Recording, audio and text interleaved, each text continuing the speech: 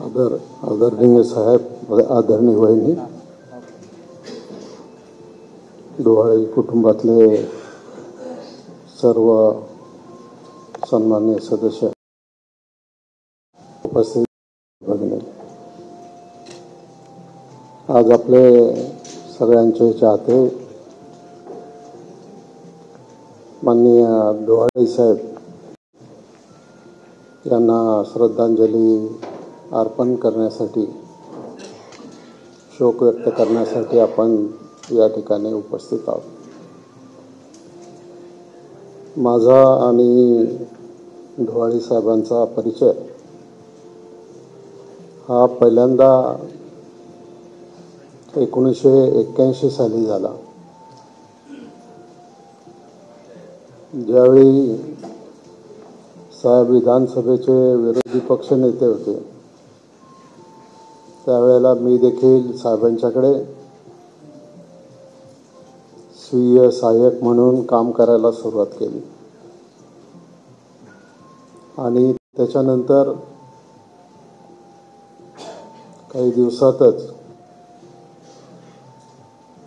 राजकारणात काही बदल झाले आणि विरोधी पक्षनेतेपद हे सोडावं लागलं आणि तेव्हापासून एकाच कार्यालयामध्ये काम करत करत 81 पासून तर आता 2025 पर्यंत डोहाळे साहेबांचा आणि स्नेह हा राहिला. एवढ्या मोठ्या दीर्घ कालावधीमध्ये सुद्धा कुठल्याही कामावरून किंवा कशावरून देखील एकदाही कधी आमचे मतभेद झाले नाही किंवा काही विचारामध्ये भिन्नता आली नाही. आणि नुसते डोहाळेच नाही तर गावासुद्धा त्याच्याबरोबर त्या भूमिकेमध्ये होतं. आमचे जसे कार्यालयीन किंवा या बाहेरच्या जीवनामध्ये ऋणानुबंध होते, तसंच कौटुंबिक सुद्धा स्नेह आमचा होता. एकदा मी, माझी मिसेस डोहाळेंच्या मिसेस, आम्ही सगळे डहाणूला ट्रिपला गेलो होतो आणि त्यावेळच्या आठवणी आजही माझ्या मनामध्ये आहे. अनेकांनी उल्लेख केला आणि अनेकांनी अनुभवलं की डोहाळे हे सतत एक प्रसन्न व्यक्तिमत्व म्हणून सामोरे जायचे आणि विचारांमध्ये सुद्धा एकदम पॉझिटिव्ह थिंकिंग असायचं.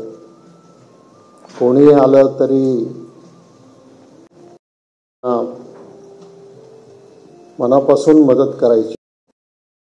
ही भूमिका डोहाळे साहेबांची सतत राहिली. त्यांची मुलं संतोष, संदेश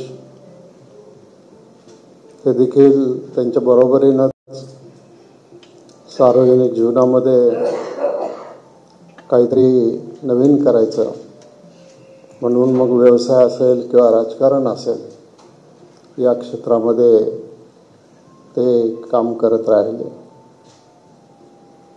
एवढ्या वर्षांमध्ये जेव्हा त्यांना आठवण येईल किंवा जेव्हा मला आठवण येईल त्यावेळेला आम्ही एकमेकांना फोन करायचो,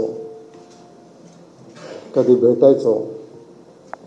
त्यांचे एक मित्र होते, ते आहेत की नाही मला माहीत नाही, कासले म्हणून, ते आमच्याच कार्यालयामध्ये त्या ठिकाणी काम करत होते.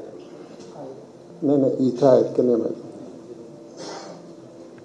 तर ते देखील काम करत होते आणि साहेबांचा प्रचंड विश्वास हा डोहाळींच्यावर होता आणि डोहाळी त्याप्रमाणेच नेहमी त्याचा उल्लेख आधीच्या वक्त्यांनी सगळ्यांनी केला. ते अतिशय प्रत्येकाशी, मग एखादा उद्योगपती असू दे, एखादा सामान्य कार्यकर्ता असू दे, एखादा सामान्य नागरिक असू दे, नाहीतर कोणी असू दे, मनापासून त्यांना जे काम दिलं ते काम त्यांनी पूर्णपणाने पार पाडलं. तब्येतीच्या संदर्भामध्ये अलीकडच्या काळामध्ये ते एक वर्ष थोडे सावध झाले होते आणि रोज संध्याकाळी फिरायला जाणं, काही चुकलं तरी चालेल पण फिरायला जाणं चुकता कामा नये, वॉक करणं चुकता कामा नये, ही त्यांनी का राहिली आणि त्यामुळंच त्यांना हे दीर्घ आयुष्य मिळू शकलं आणि आज ते आपल्यामध्ये नाही आहे. मी अधिक न बोलता त्यांच्या कुटुंबियांना मनापासून या दुःखामधून सावरण्याची शक्ती परमेश्वरानं द्यावी अशा प्रकारची प्रार्थना करतो आणि त्यांना पुन्हा एकदा भावपूर्ण श्रद्धांजली अर्पण करून या ठिकाणी थांबतो. धन्यवाद.